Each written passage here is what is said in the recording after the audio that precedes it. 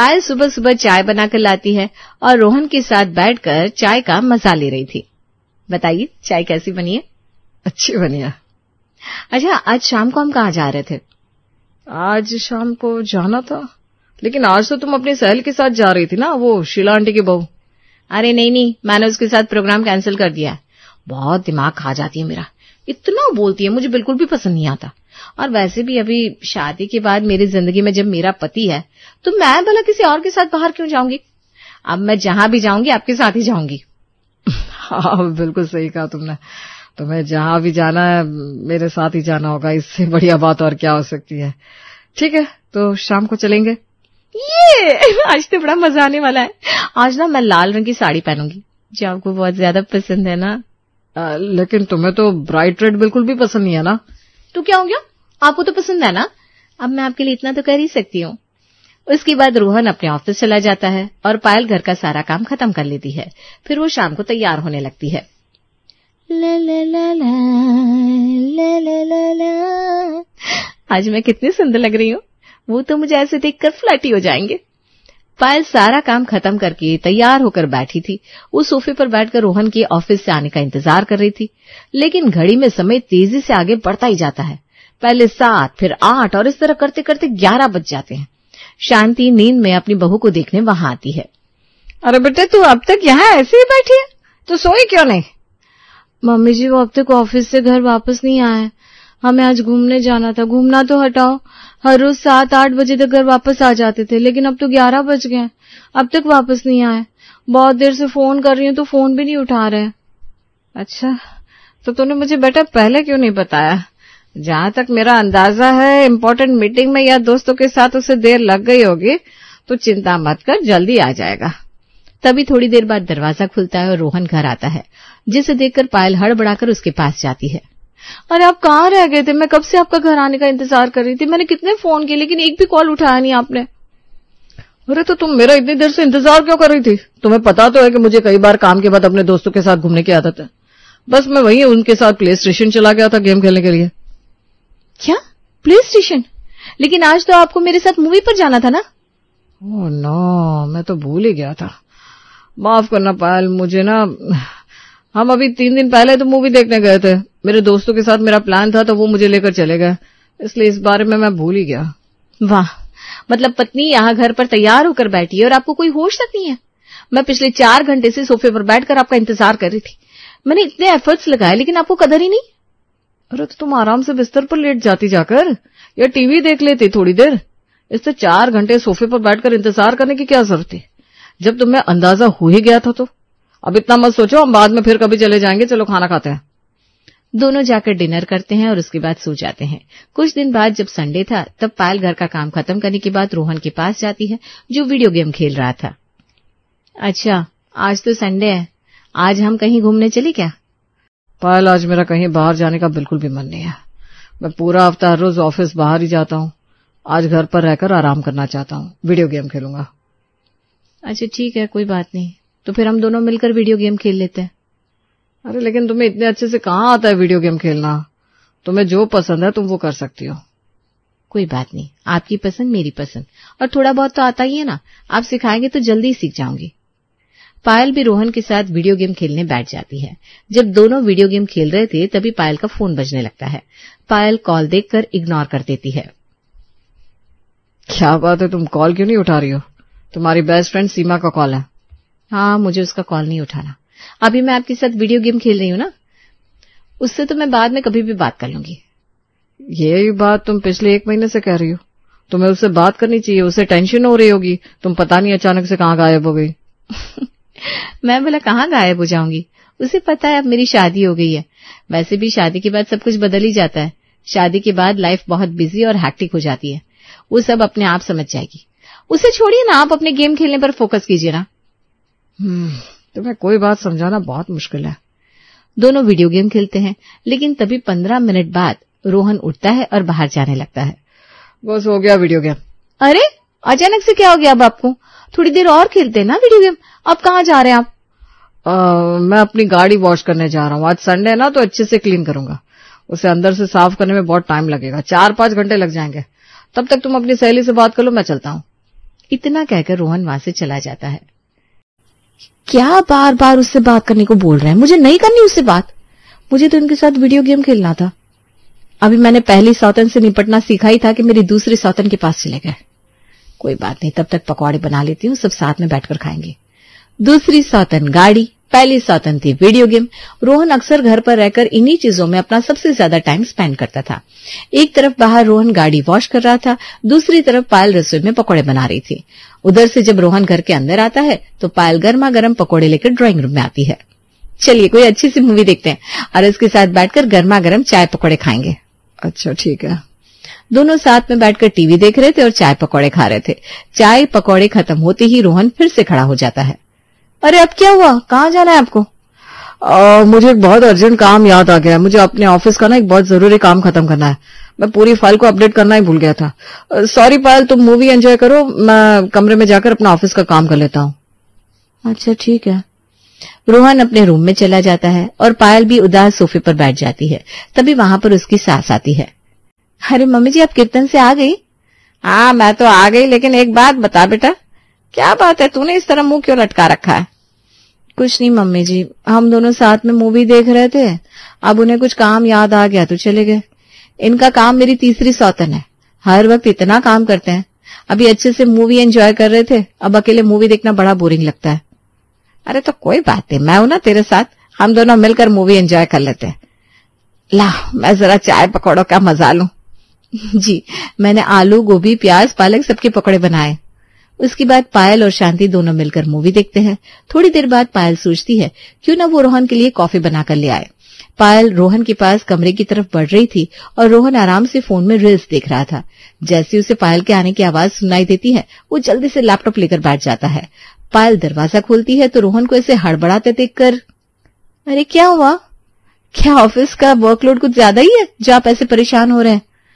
हाँ बहुत ज्यादा है, अभी तो आधा काम भी नहीं हुआ, बहुत टाइम लगेगा। लेकिन तुम कमरे में क्यों आई हो? मैंने कहा था ना डिस्टर्ब मत करना। मुझे पता था ज्यादा काम करके आप थक जाओगे, इसलिए आपके लिए मस्त कोल्ड कॉफी बनाकर लाई हूं। देखो पायल, तुम्हें इतना ज्यादा परेशान होने की जरूरत नहीं है, अब तुम मुझे प्लीज डिस्टर्ब मत करो। अच्छा ठीक है। पायल कमरे से बाहर आती है। इस तीसरी सौतन ने तो मेरे पति को कुछ ज्यादा ही परेशान किया है, सारा टाइम वहीं जाता है। एक तरफ पायल अपनी सौतनों से परेशान थी, लेकिन वहीं दूसरी तरफ रोहन पायल से कुछ छिपा रहा था। क्या, वो तो आगे ही पता चलेगा। इस तरह दिन गुजर रहे थे। फिर कुछ दिन बाद, आपको याद है ना कल हम दोनों को घूमने जाना है? हाँ जाना तो था, लेकिन पायल मुझे माफ करना, मैं आज ही अपने दोस्तों के साथ घूमने जा रहा हूँ और पूरे 2 दिन बाद घर वापस लौटूंगा। ये सुनकर पायल का पारा 7वें आसमान पर पहुंच जाता है। आप हर बार हमारा प्लान क्यों भूल जाते हैं? लेकिन अपने दोस्तों के साथ या बाकी प्लान तो आपको हमेशा याद रहते हैं। आपको मुझसे जरा सा भी फर्क नहीं पड़ता, मुझे तो लगता है। अरे तुम भी क्या छोटी छोटी बातों का बतंगड़ बनाने लग जाती हो? तुम्हें पता तो है मेरे दोस्त कैसे है। अब उन लोग कुछ प्लान करते तो मैं उन लोगों के साथ जाने के लिए मना भी तो नहीं कर सकता। तुम तो जानती हो मेरे बचपन के जिगरी यार है, मैं भला उन्हें कैसे भूल सकता हूँ?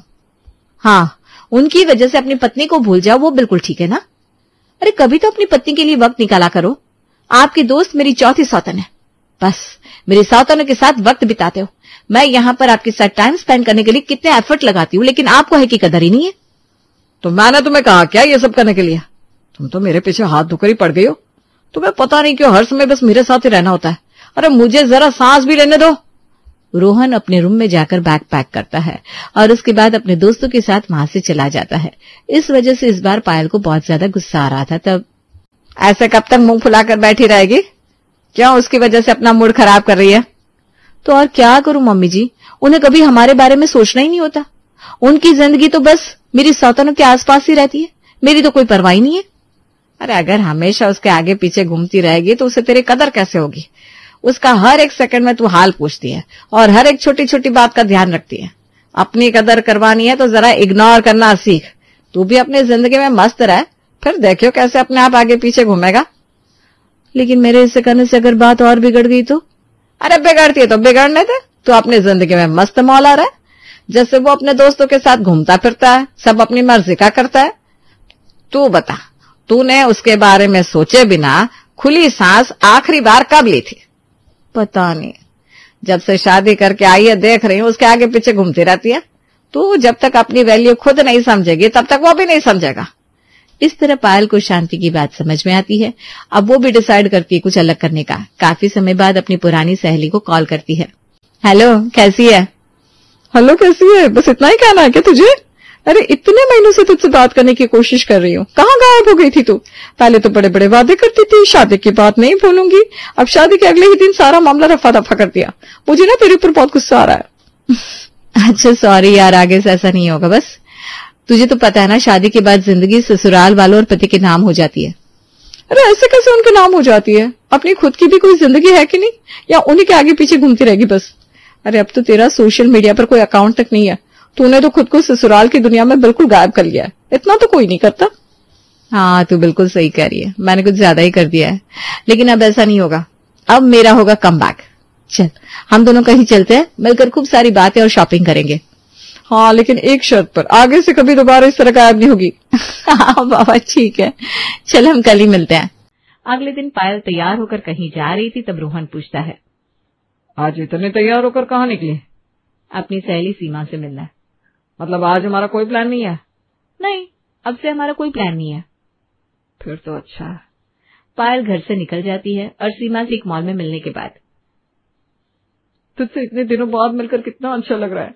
सच में यार, मुझे भी कितना अच्छा लग रहा है इतने दिनों बाद तुझसे मिलकर, वरना मैंने तो खुद को 4 दीवारी में ही बंद कर लिया था। अब दोनों वहां पर बहुत सारी शॉपिंग करती है। काफी सारी बातें करने के बाद दोनों अपने अपने घर चली जाती हैं। जब पायल बहुत सारे शॉपिंग बैग्स लेकर घर जा रही थी, तब रास्ते में उसकी पड़ोसन मिलती है। अरे भाई, आज सूरज कौन सी दिशा से निकला है? आखिरकार आज शांति की बहू हमें अकेले नजर आ रही है। सच में ये तू ही है या कोई तेरा भूत है? नहीं नहीं आंटी जी, मैं ही हूँ। हाँ बेटा, जरा आंखों पर विश्वास नहीं हो रहा। तुझे जब भी देखा है तो बस रोहन के साथ ही बाहर देखा है। तू तो कभी घर से बाहर आती नहीं। आना जाना चाहिए बेटा। आप बिल्कुल सही कह रही है आंटी जी, मैंने भी सोचा है, घर में रह रहकर बहुत बोर हो गई थी मैं। अब बड़ा अच्छा लग रहा है मुझे आज।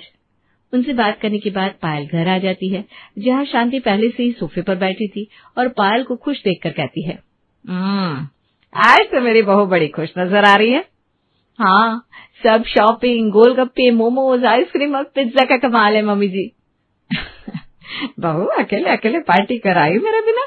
नहीं मम्मी जी, मैं भला आपको कैसे भूल सकती हूँ। आपके लिए आपकी पसंद का चॉकलेट फ्लेवर का आइसक्रीम का डिब्बा लेकर आई हूँ, और देखिए आपकी पसंद की साड़ी भी लेकर आई हूँ।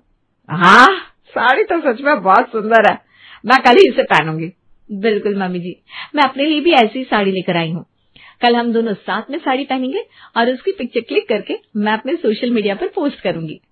उसी दिन पायल फिर से अपने सभी सोशल अकाउंट एक्टिव कर लेती है, इंस्टा, फेसबुक, सब कुछ।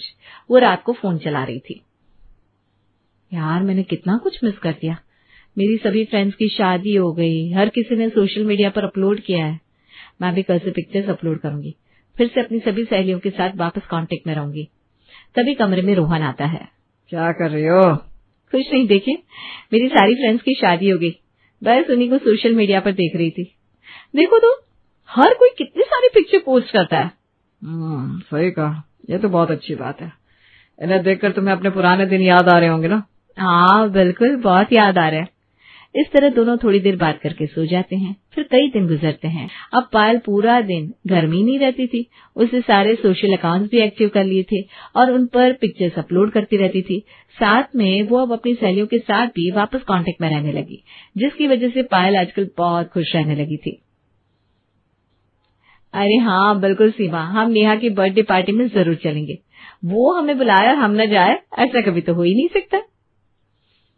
सच में यार, उसकी बर्थडे पार्टी के लिए तो मैं भी बहुत ज्यादा एक्साइटेड हूँ, और मुझे खुशी है कि इस साल तू भी उसके साथ बर्थडे पार्टी में रहेगी। पिछले साल ना हमने तुझे बहुत मिस किया था। बात करके पायल कॉल कट कर देती है। तभी शांति और रोहन आते हैं।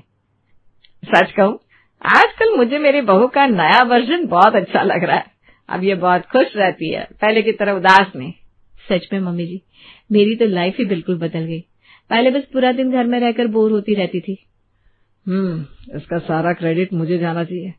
अच्छा जी, लेकिन आपको क्यों?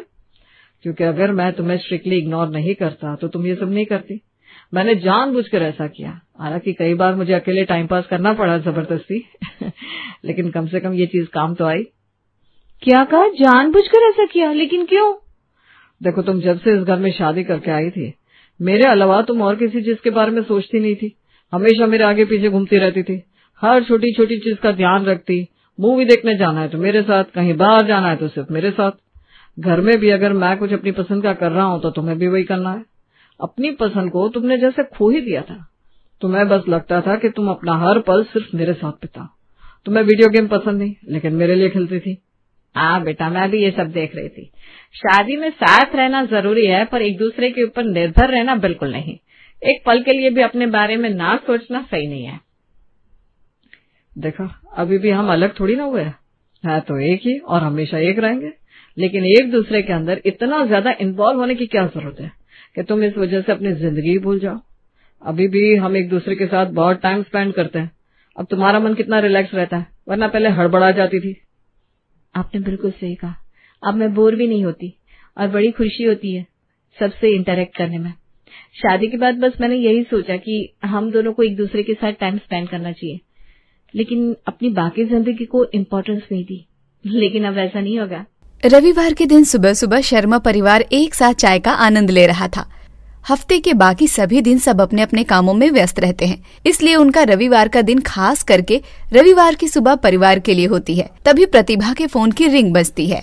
लो, आ गया चाची का नहीं तो मम्मी जी का फोन। हफ्ते में हम सबको एक साथ वक्त बिताने के लिए बड़ी मुश्किल से एक दिन मिलता है, लेकिन छुट्टी के दिन भी कोई मेहमान नहीं तो कोई रिश्तेदार टपक ही जाता है। तुम्हें कैसे पता चला कि कोई मेहमान आने वाला है? भाई विघ्नेश, तू पुणे में रहता है, तुझे कुछ नहीं पता। रविवार छुट्टी का दिन होता है, लेकिन हमारे परिवार में रविवार के दिन भी शांति नहीं होती। कभी मामी जी और उनके पोता पोती, नहीं तो कभी बुआ जी और उनके नातिन हमारे घर में पड़े ही रहते हैं, और हमारी माँ लगी रहती है उनके खातिरदारी में। और बस यही नहीं कि कभी पोहा बना लिया या फिर खिचड़ी बना ली, इतने से काम नहीं चला। उनके लिए हमारी माँ बनाती है शाही पनीर, गुलाब जामुन और ना जाने क्या क्या खुद बनाती है, और मुझसे भी रविवार के दिन काम करवाती है। सानिया, 2 मिनट शांति रखो, मुझे देखने तो दो किसका फोन है। तुम पहले ही शुरू हो गई। तुम क्या अंतर्यामी हो कि तुम्हें पहले ही पता चल जाए कि कौन मेहमान आने वाला है? अंतर्यामी तो नहीं हूँ, लेकिन हफ्ता भर किसी कोने में चुपचाप पड़े रहने वाला आपका फोन सिर्फ रविवार के दिन ही बजता है, और फोन उठाने से पहले ही पता चल जाता है कि रिंग मतलब बेमतलब आने वाले मेहमानों का समाचार है। मेहमान भगवान स्वरूप होते हैं, मेहमानों को ऐसा नहीं बोलना चाहिए बेटा। माँ प्लीज, अभी आप शुरू मत होना। आपका फोन बज रहा है, वो उठाओ और कोई आ रहा होगा घर, उनके स्वागत में लग जाओ। सानिया गुस्सा होकर अपने कमरे में चली जाती है। थोड़ी देर बाद प्रतिभा सानिया के कमरे में आती है और सानिया के आगे पीछे करने लगती है। क्या माँ, मुझे पता है आपको मुझसे कुछ चाहिए, जल्दी कहिए। हाँ, वो मामी जी आ रही हैं या चाची जी? बेटा, अब मैं क्या ही करूं, मेहमान सामने से फोन करके बोलते हैं हम आपके घर आ रहे हैं, मैं उन्हें मना थोड़ी ना कर सकती हूँ। मुझे पता है तुम हफ्ता भर काम करती हो, रविवार के दिन तुम्हें शांति चाहिए होती है, लेकिन मैं थोड़ी ना बुलाती हूँ उन्हें अपने घर। वो सामने से आते हैं और फिर मेहमान खुद चल कर यहाँ आए तो उनकी खातिरदारी करना हमारा फर्ज है। माँ, आप और आपके फर्ज मेरी समझ के बाहर है। मैं जानती हूँ कि मेहमान आते हैं, उनके लिए चाय नाश्ता करना जरूरी है, लेकिन आप क्या करती हैं? मटर पनीर, रायता, ढोकला और न जाने क्या क्या। वो लोग अपने घर से खाकर आते ही होंगे ना, वो लोग अपने घर पर यही सब थोड़ी ना खाते हैं। उनके घर में जो कुछ रोज खाते होंगे वही कुछ सीधा साधा सा बना देना। इतनी मेहनत करने की क्या जरूरत है? खुद मेहनत करती हैं और मुझसे भी करवाती हैं। तुझे समझाना मुश्किल ही नहीं, नामुमकिन है। तुम आजकल के बच्चे भी ना, तुम्हें ये सारी परंपराएं मान सम्मान बोझ लगती है। अगर ये सब बातें तुम अपनी सास से कहोगी ना तो हमारे संस्कार निकलेंगे तुम्हारे ससुराल में। चलो अब ज्यादा नाटक मत करो, जल्दी से किचन में आओ और मेरा हाथ बटाओ, और हाँ, थोड़ी देर मेहमानों के साथ बैठ जाना। मेहमान कौन आ रहे हैं वो तो बताओ माँ। किचन में आओ, बताती हूँ। बेमन से सानिया अपनी माँ की मदद करने किचन में चली जाती है। 1-2 करते करते सानिया की माँ प्रतिभा मेहमानों के स्वागत के लिए 7-8 स्वादिष्ट पकवान बनाती है। इतना सब कुछ करने के बावजूद घर की साफ सफाई करती है, घर ठीक ठाक करती है, और मेहमानों का स्वागत, उनका खाना, और खाना खाने के बाद फिर कुछ मीठा, कुछ ठंडा और न जाने क्या क्या। अगले दिन सुबह, सानिया, ऑफिस का वक्त हो गया है, तुम अभी भी लैपटॉप लेकर बैठी हो, कुछ काम अधूरा रह गया है क्या? कुछ नहीं माँ, बहुत कुछ, लेकिन छोड़ो, आपको क्या, आपके मेहमान की खातिरदारी अच्छे से हुई ना? बस आपको मुझसे, मेरे शांति से और मेरे काम से क्या ही लेना देना है फिर? तुम ये सब जानबूझकर मुझे परेशान करने के लिए कह रही हो ना बेटा। ये सारे मेहमान अपने जिंदगी का एक हिस्सा हैं। हमारे घर में हमें सब कुछ मिलता है, लेकिन फिर भी हम अगर किसी के घर पर जाते हैं तो वो लोग भी तो हमें अच्छे से वेलकम करते हैं ना, हमारे स्वागत के लिए बहुत कुछ बनाते हैं। इसलिए मैं किसी के घर जाती ही नहीं हूँ, ना वो हमारा वेलकम करेंगे और न ही हमसे वेलकम कराने हमारे घर पर आएंगे। कल संडे था, 1 रुपए की कमाई नहीं हुई। कुछ पल आए हुए मेहमानों के लिए आपने 4-5 हजार का खर्चा कर दिया। माँ, मुझे मेहमानों से कोई आपत्ति नहीं है, आप बेशक बुलाओ उन्हें घर, रोज बुलाओ, लेकिन किसी भी मेहमान की खातिरदारी करने के लिए इतना पैसा खर्च करने की कोई जरूरत नहीं है। बचत करना सीखो माँ। अगर मेहमान अपने हैं तो हम पूरे मन से उनका सीधे तरीके से ही स्वागत करेंगे, तो भी तो उन्हें अच्छा लगेगा। बेवजह बढ़ा चढ़ा कर कुछ करने की क्या जरूरत है। हाँ बेटा, मैं भी सीख जाऊंगी बचत करना। अभी तुम्हें ऑफिस के लिए देर हो रही है ना, और तुम्हारा बहुत सारा काम भी बाकी है। चलो अभी निकलो, नहीं तो फिर कोई मेहमान टपक जाएंगे और तुम्हारा ऑफिस जाना कैंसिल हो जाएगा। माँ, हमारी दीदी ऐसी कैसी हो गई है? पहले चाचा चाची जी या फिर कोई भी मेहमान आते थे तो सबसे पहले यही उनसे चिपकती थी, फिर अब इसे मेहमानों का इरिटेशन कैसे होने लगा? पता नहीं बेटा, वैसे तो मैं अपने तरीके से इसे समझाने की काफी कोशिश की, लेकिन ये समझती ही नहीं है। वैसे तो ज्यादा कोई हमारे घर पर नहीं आता, महीने 2 महीने के बाद ही कोई आता है, लेकिन फिर भी न जाने क्यों इसे ऐसा लगता है कि हर दूसरे दिन हमारे घर पर मेहमान आते हैं और हमें उनके स्वागत के लिए अलग अलग सब कुछ बनाना पड़ता है, और अब इन सब में हमारा काफी खर्च होता है। जैसे ही कोई नया मेहमान घर पर आ रहा है, ये बात सानिया सुन लेती है। उसका बर्ताव बिल्कुल चिड़चिड़ा हो जाता है। वैसे तो प्रतिभा इसे समझाने की बहुत कोशिश करती है, लेकिन ये आजकल के बच्चे इतनी आसानी से किसी का थोड़ी ना सुनते हैं। ऐसे ही एक दिन शाम को सानिया ऑफिस से लौट रही थी, तभी पड़ोसन अच्छे साड़ी पहनकर बिल्कुल तैयार होकर अचानक सानिया के सामने आकर खड़ी रहती है और उसका रास्ता रोक लेती है। क्या है आंटी? अरे ये कौन सा तरीका है बात करने का? मैं इतना तैयार होकर तुम्हारे सामने खड़ी हूँ, जरा अपना मुंह बनाकर ये कह देती, आंटी आज आप बहुत सुंदर लग रही हो, तुम्हारे पैसे थोड़े ना खर्च हो जाते, जब देखो तब सड़ू मुंह लेकर घूमती है। आंटी जी आज आप बहुत सुंदर लग रही हो, प्लीज साइड हो जाओ, मुझे घर जाना है। हाँ, मुझे कोई शौक नहीं है तुम्हारा रास्ता रोकने का। वो तो मैं तुम्हें बस इतना बता रही थी कि घर जा रही हो तो तुम्हारी माँ को बता देना कि आधे घंटे बाद मेहमान आने वाले हैं। मेरी मदद के लिए मैंने उन्हें घर बुलाया है, वो आने वाली हैं, बस तुम एक बार उन्हें याद दिला देना। ऑफिस से दिन भर काम करके आ रही सानिया पहले से ही थकी हुई थी। ऊपर से आते ही सानिया ने मेहमानों के बारे में सुन लिया। फिर क्या, अभी आज ज्वालामुखी शांत थोड़ी न रहने वाली थी। अपने पैरों का आवाज करते करते तेजी से सानिया अपने घर जाती है। धड़ाम से दरवाजा खोलती है और अपने बैग सोफे के कोने में फेंक कर मन ही मन कुछ बड़बड़ाने लगती है। हे भगवान, इतना गुस्सा!